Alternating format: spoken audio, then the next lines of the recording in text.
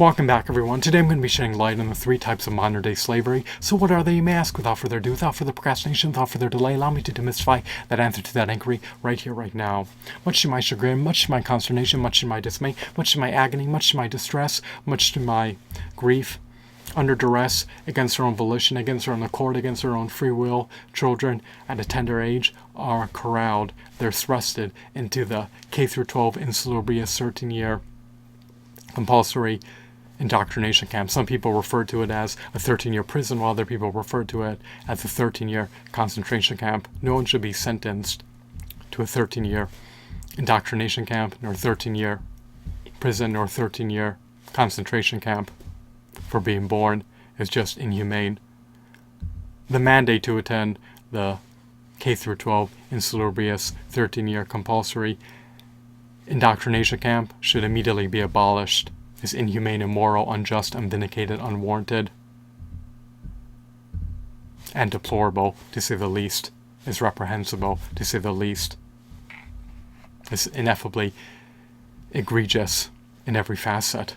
So what are the ramifications appertaining to attending this 13-year insalubrious K-12 indoctrination camp? It's not only an involuntary institution, but it's a toxic, insalubrious, unhealthy environment. So what do you avail yourself of post-graduated from the K-12 insalubrious 13-year compulsory indoctrination camp? You receive absolutely nothing. You reap absolutely nothing for your 37,440 hours of hard work and efforts that you earmarked into completing classroom assignments, homework assignments, and traveling to and from the K-12 insalubrious compulsory 13-year indoctrination camp. Well, if we lived in a free market economy, people would have purview over their time. They would be pioneers of their own destiny. In life, you'd never want to stagnate. You never want to regress. You always want to move your life in a forward movement trajectory. However, this early life slavery time period, the 13-year early life slavery time window, is just devastating. It's calamitous. And it sets you up for a future fraught with extreme poverty, indigence, as well as destitution, because you're foregoing the opportunity to cultivate lucrative brands and create ample lucrative income generating assets at a young age. And because of that, when you graduate from the 13-year insalubrious K-12 compulsory indoctrination camp, you have nothing to show for it. Your diploma is worthless. It's devoid of intrinsic value as well as extrinsic value. It has no resale value, to say the least. And for earning your diploma as a result of graduating from the 13-year insalubrious K-12 compulsory indoctrination camp, you did not receive any remuneration. You did not receive any compensation in any form. You receive no benefits, no pension, nor grant, nor stipend, nor universal basic income. So, what do you receive, however? Well, you receive chronic burnout. Or I should say you succumb to chronic burnout.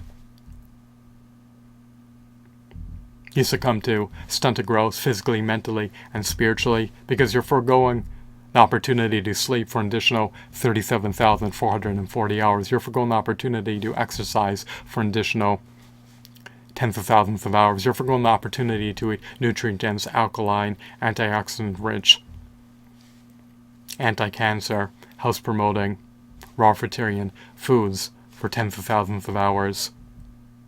Moreover, by attending the K-12 insalubrious 13-year compulsory indoctrination camps, you're also succumbing to agony, depression, distress, telomere shortening, and accelerated cellular aging, to say the least. And it sets you up for a future that's fraught with extreme poverty.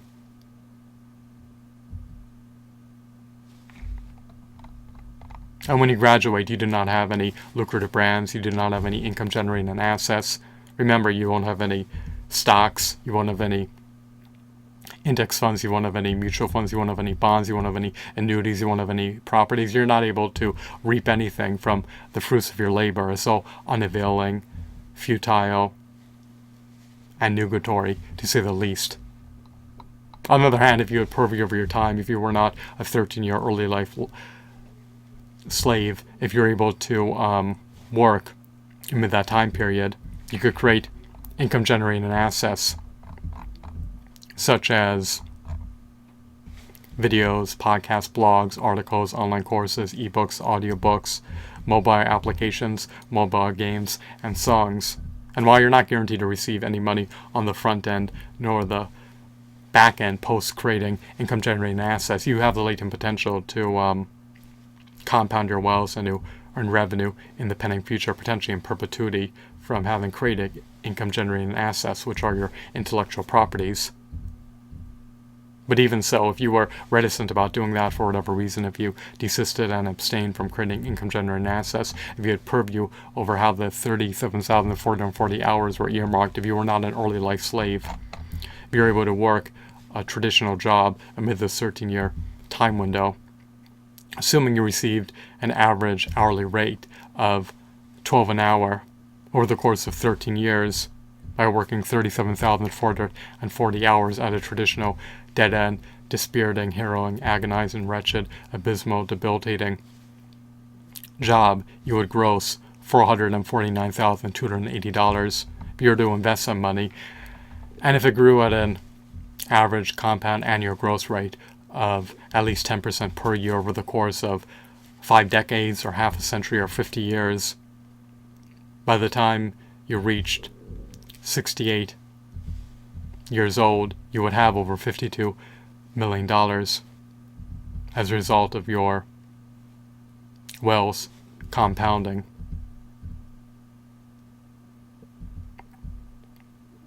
Of course, this assumes that your investment, the principal, grew at a minimum of an average compound annual growth rate of 10% per year. How do you attain that outcome? How do you attain that average compound annual growth rate? Well, you invest in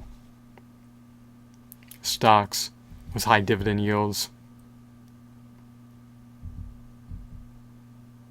and hope that they will allow you to compound your wealth to the extent that you can reap an average compound annual growth rate of at least 10% per year over the course of half a century or 50 years. But of course, there's no guarantee that you will have that conservative annual compound annual growth rate of 10% per year on average over the course of half a century, because the future is enigmatic and obscure beyond the veil of time.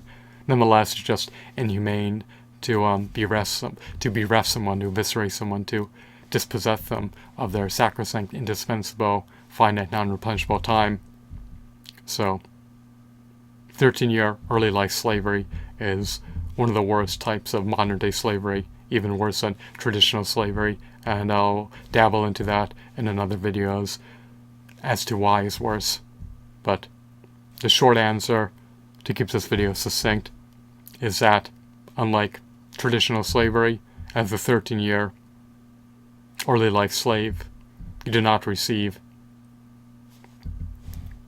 food nor even housing for your hard work and efforts. You receive absolutely nothing. Now, what is the second type of modern day slavery beyond 13-year early life slavery, which is by far the worst type of slavery? Let me segue into my second point, or the second type of modern-day slavery. The second type of modern-day slavery is wage slavery. Is indignifying, is mortifying, is humiliating. You're selling your sacrosanct, precious, indispensable, finite time in this control market economy for a pittance fiat currency that you're preordained to get eviscerated out of, because there's over 13,000 evisceration fees.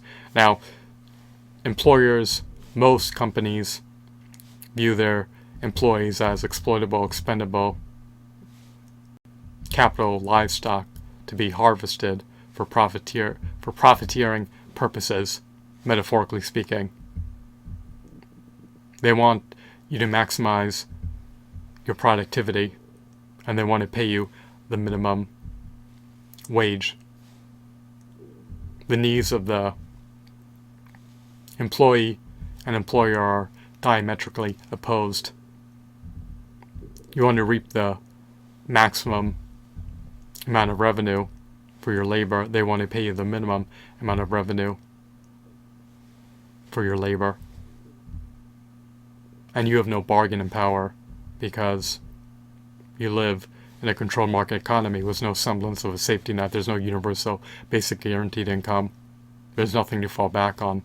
So you have to concede, you have to acquiesce to working a dead-end, dispiriting, harrowing, agonizing, dreadful, debilitating, wretched job for a pittance of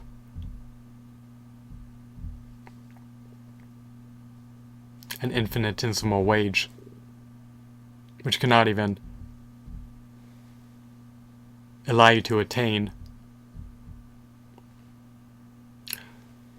your basic needs that are relegated to Maslow's hierarchy of needs, because the dead-end job will never pay anything close to even 1/4 of a subsistence wage. It will never pay you a livable wage. It will never allow you to afford housing.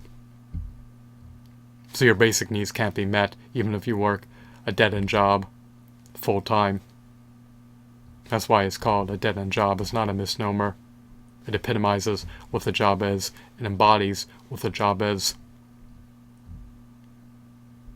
And it's very arduous to pull yourself out of the muck and mire, because working a dead-end, dispiriting, harrowing, agonizing, debilitating, wretched job just drains your sacrosanct time and energy.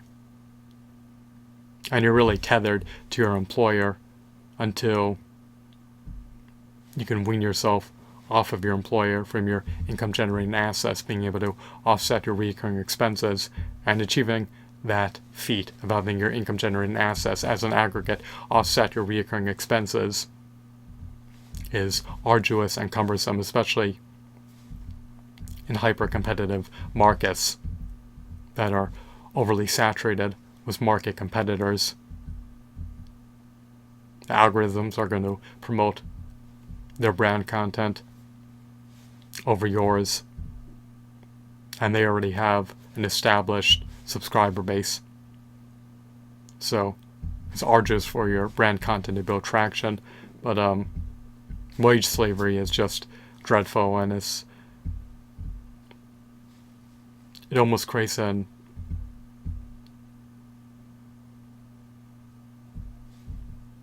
insurmountable predicament. It can be an inextricable calamity to attempt to escape wage slavery, because it drains your time that you need to earmark into creating income-generating assets and building lucrative brands to be able to escape wage slavery. And even then, there's no guarantee that you'll be able to do so, but it may culminate in you getting 0 to 4 hours of sleep per night for years on end, and strategically working hard just to have an iota of a chance of escaping wage slavery. But that's the topic for another video. The third type of slavery is perpetual slavery induced by evisceration fees. There's over 13,000 evisceration fees. They drain you of your wealth, and when you're drained of your wealth, you're bereft of your time, happiness, dignity, and for paying into these 13,000 evisceration fees, you did not reap anything in return. There's no universal basic income. But really what you're doing is you're subsidizing the amenities, pensions, benefits, and lofty salaries of glorified welfare aristocrats and their positions would never exist in a free market economy in which people had purview over how their hard-earned money was earmarked. But people should never be bereft of their time. They should be able to reap the fruits of their labor. But in this controlled market economy, modern-day slavery still exists. And people are not only bereft of 13 years of their sacrosanct time as an early life slave, but also inevitably fall into wage slavery, as well as succumb to perpetual slavery, especially when over 13,000 evisceration fees are imposed. So, I hope that you found this video to be intriguing and insightful. Have a blissful day. Goodbye.